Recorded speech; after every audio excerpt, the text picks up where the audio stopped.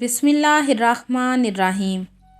अस्सलामुअलैकुम वरहमतुल्लाहि वबरकातुहू।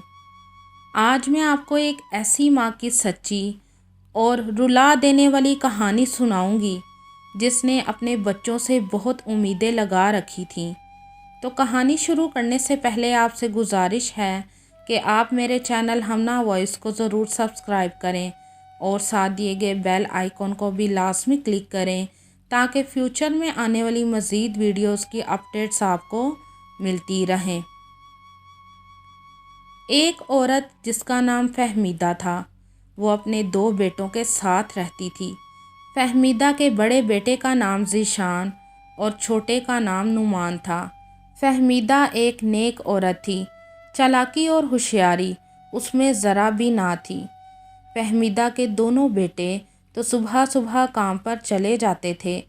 फहमीदा की कोई बेटी ना थी जो घर के कामों में उसका हाथ बटा सकती, इसलिए फहमीदा ने घर के कामकाज के लिए एक नौकरानी रख ली थी।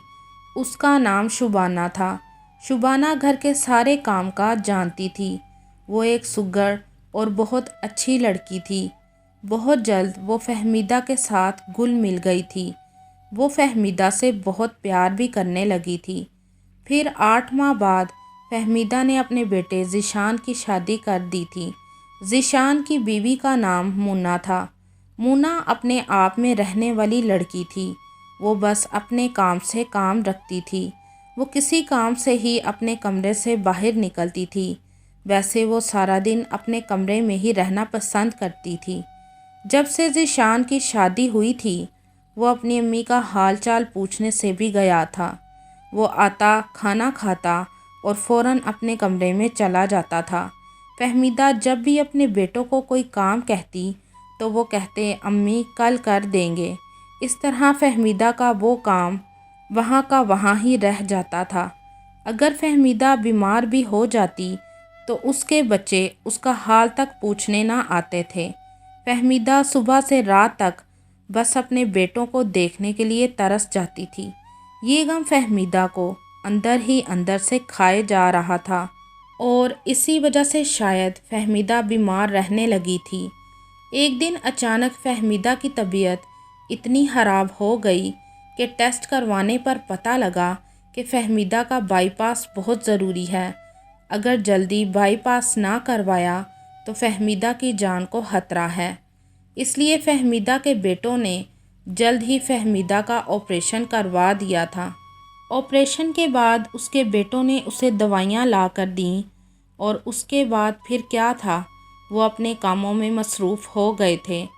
फहमीदा हैरान थी कि मेरा इतना बड़ा ऑपरेशन हुआ है, बजाय मेरे बच्चे या मेरी बहू मेरी खिदमत करें, वो तो अपने कामों में ही मसरूफ़ हो गए हैं। फहमीदा की नौकरानी शुबाना उसका उसके बच्चों से भी बढ़कर ख्याल रखती थी। वो उसे वक्त पर खाना देती और दवाई खिलाती थी। शुबाना ही थी जो फहमीदा के सारे काम करती थी।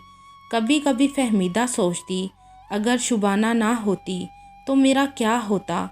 मेरे बच्चे तो अपनी दुनिया में मगन हैं और मेरी बहू सारा दिन न जाने कमरे में क्या करती रहती है कि कमरे से बाहर ही नहीं निकलती। एक दिन फहमीदा की एक दोस्त आई जिसका नाम बानो था।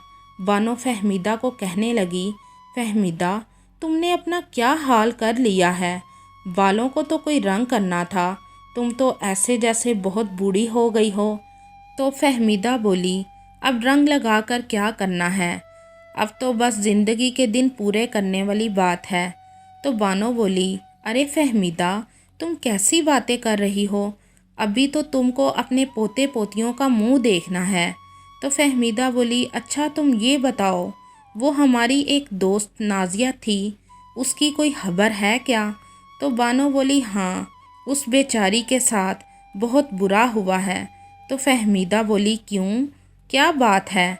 तो बानो बोली, जब तक उसने अपने बच्चों की शादी नहीं की थी तो सब ठीक था, लेकिन जब उसके बेटों की शादियां हो गईं तो बेटों ने अपनी बीवियों के साथ मिलकर अपनी माँ को घर से निकाल दिया है और अब वो अपनी बेटी के घर रह रही है। फिर बानो बोली, अच्छा फहमीदा تم سناؤ، تمہاری بہو نظر نہیں آ رہی، کیا کوئی بات ہوئی ہے؟ تو فہمیدہ بولی، ارے نہیں، میرے بیٹے تو میرا بہت خیال رکھتے ہیں اور میری بہو بھی بہت اچھی ہے۔ دراصل اس کے بھائی کی شادی ہے تو وہ اپنے میکے گئی ہے۔ تو بانو بولی، تم کو اس حالت میں چھوڑ کر وہ میکے گئی ہے؟ تو فہمیدہ بولی، نہیں، ایسی بات نہیں، وہ تو جانا نہیں چاہتی تھی، میں نے ہی اس کو بھیجا ہے، اور گھر میں وہ ایک ملازمہ شبانہ کو میرا خیال رکھنے کے لیے چھوڑ جاتی ہے، بس شبانہ آنے ہی والی ہوگی۔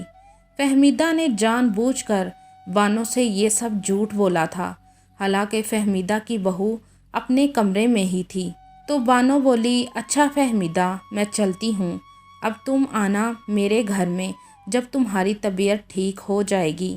تو فہمیدہ بولی، ہاں ہاں ضرور بانو۔ بانو کے جانے کے بعد فہمیدہ سوچنے لگی کہ میری دوست نازیہ کے ساتھ بہت برا ہوا ہے۔ ساتھ ہی فہمیدہ کو خیال آیا، اگر میرے بیٹوں نے بھی مجھے گھر سے نکال دیا تو میری تو کوئی بیٹی بھی نہیں، میں کہاں جاؤں گی؟ کیونکہ ایک گھر میں رہنے کے باوجود وہ مجھے چھوڑ ہی چکے ہیں، ایک ایک ہفتہ تو وہ مجھ سے ملنے ہی نہیں آتے۔ فہمیدہ کی بہو مونا ایک چالاک لڑکی تھی، وہ ہر کام سے اپنی جان چھڑواتی تھی۔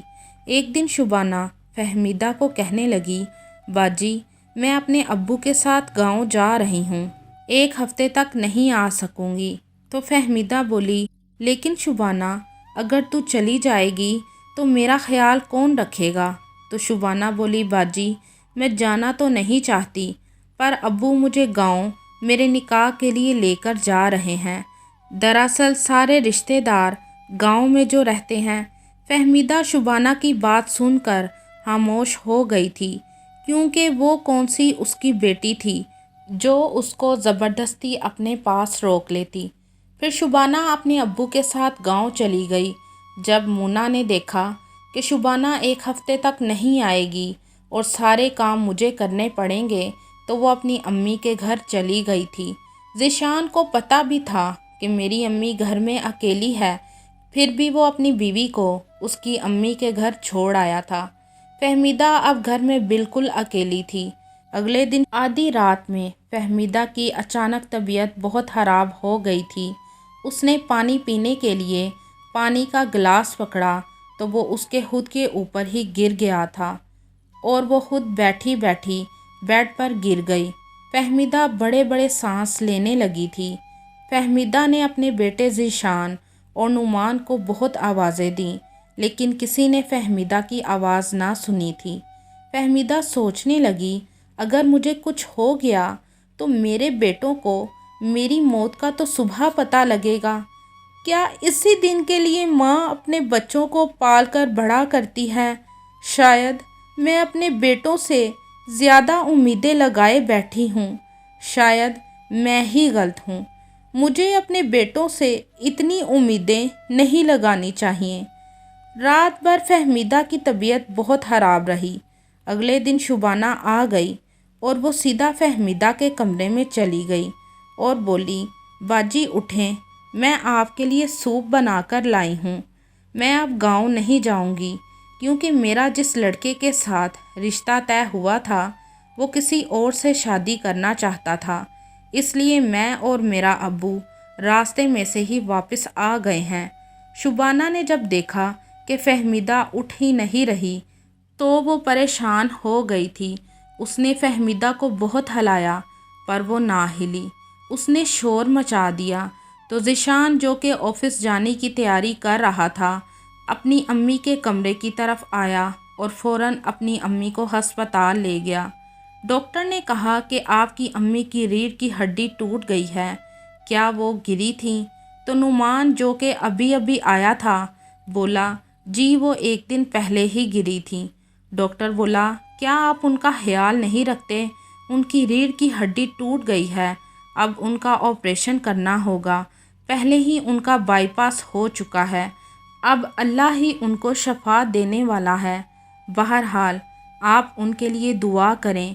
اتنے میں ذیشان کی بیوی مونا بھی ہسپتال آ گئی تھی اور بولی، کیا ہوا امی کو؟ تو شبانہ، جو کہ ذیشان کے ساتھ ہی ہسپتال آئی تھی، بولی یہ سب آپ کی وجہ سے ہوا ہے۔ تو منیٰ بولی تم میرے ساتھ کیسے بات کر رہی ہو؟ تو شبانہ بولی میں تو ایسے ہی بولوں گی، جب آپ کو پتہ تھا کہ میں چھٹی پر ہوں تو آپ میرا انتظار کر لیتی۔ 2 دن، بس 2 دن میں نہیں آئی اور آپ نے باجی کا کیا حال کر دیا ہے۔ شبانہ فہمیدہ کے لیے ایسے رو رہی تھی جیسے فہمیدہ کی سگی بیٹی ہو۔ پھر شبانہ ذیشان اور کامران کو بولی آپ دونوں بھی باجی کے گناہ گار ہیں۔ آپ کو باجی کہتی تھی کہ مجھے دوائی لا دو، پر آپ دونوں تو ان کے سگے بیٹے تھے نا، بیٹے ہونے کے باوجود یہ کہتے رہے آج لا دیں گے، کل لا دیں گے، اور باجی ہر روز آپ کا انتظار کرتی تھی کہ ذیشان یا نعمان شاید میرے پاس آ کر میرے کمرے میں بیٹھ جائیں، پر آپ دونوں تو ایک ہفتہ ان کے کمرے میں ہی نہیں آتے تھے، اور اگر وہ آپ لوگوں کے ساتھ بیٹھنے یا آپ کو دیکھنے کمرے سے باہر نکلتی تھی تو آپ سگے بیٹے ہونے کے باوجود ان کے پاس نہیں بیٹھتے تھے۔ اگر بیٹے ایسے ہوتے ہیں تو اللہ کسی کو بیٹے دے ہی نہ۔ یہ کہہ کر شبانہ پھوٹ پھوٹ کر رونے لگی تھی اور کہنے لگی اب اللہ ہی ہے جو باجی کو بچا لے۔ اب ذیشان اور نعمان اپنے کیے پر بہت شرمندہ تھے اور وہ اللہ سے اپنے کیے کی معافی اور اپنی امی کے لیے تندرستی اور لمبی زندگی کے لیے دعا کر رہے تھے۔ پھر 2 گھنٹے بعد ڈاکٹر آیا اور اس نے بتایا کہ آپ کی امی کا آپریشن کامیاب ہو گیا ہے اور اب ان کو زیادہ کیئر کی ضرورت ہے۔ ذیشان اور نعمان بہت خوش ہوئے۔ پھر 1 ہفتے بعد ان کی امی گھر آ گئی تھیں۔ پھر ذیشان، نعمان اور منیٰ نے فہمیدہ سے معافی مانگی تھی اور فہمیدہ نے انہیں معاف بھی کر دیا تھا۔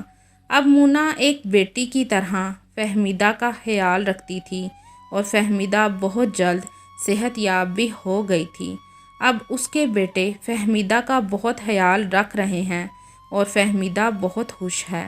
فہمیدہ کو شبانہ سے ایک عجیب سا لگاؤ ہو گیا تھا، لیکن پھر بھی وہ چاہتی تھی کہ اس کے بیٹے یا بہو اس کے پاس بیٹھیں اور اس کا خیال رکھیں، لیکن اب فہمیدہ کے بیٹے اس کے ساتھ تھے۔ ضروری نہیں کہ والدین جب بوڑھے ہو جاتے ہیں یا ان کے بچوں کی شادیاں ہو جاتی ہیں تو والدین کو اپنے بچوں کی ضرورت نہیں ہوتی، بلکہ جیسے بچوں کو والدین کی کیئر کی ضرورت ہوتی ہے، ویسے ہی بوڑھے ہونے پر والدین کو اپنے بچوں کی کیئر کی ضرورت ہوتی ہے۔ اللہ تعالیٰ سب کے والدین کو سلامت رکھے، آمین۔ آپ بھی اس کہانی کے بارے میں اپنی رائے کمنٹ میں ضرور بتائیے گا۔